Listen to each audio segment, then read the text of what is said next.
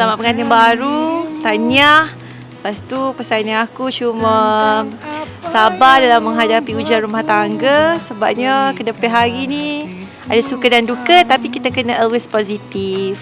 Harungi saja. Akan habis sejuta lagu untuk menceritakan cantikmu. Kan teramat panjang puisi untuk menyuratkan cinta ini.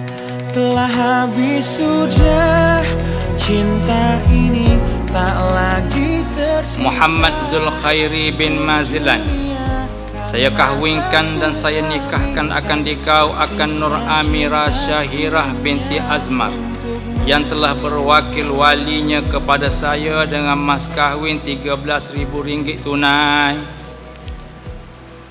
Aku terima nikahnya Nur Amirah Syahirah binti Azmar sebanyak RM13,000 tunai. Berpijak pada dunia telah aku habiskan, sisa hidupku hanya untukmu.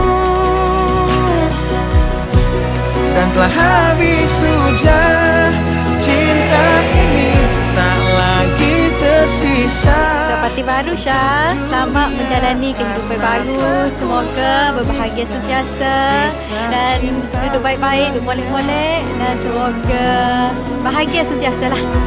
Kini tibalah saat yang menjadi kemuncak sebuah penyatuan pasangan pengantin saudara Zulkhairi dan saudari Nur Amirah untuk mengatur langkah menuju ke laman bunga cinta. Majlis mempersilakan.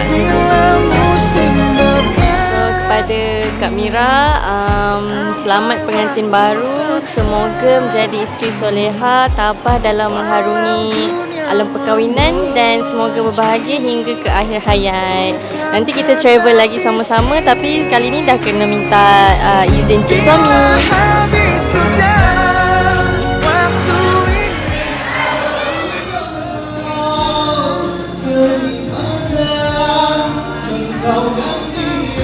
Kalau ada masalah, bincanglah elok-elok. Jangan dipendamlah, bincang baik-baik. InsyaAllah selesai antara berdua lah. Dan satu lagi, perkahwinan ataupun pernikahan ini adalah satu ibadah. Sayangilah pasangan, insyaAllah Allah sayangi.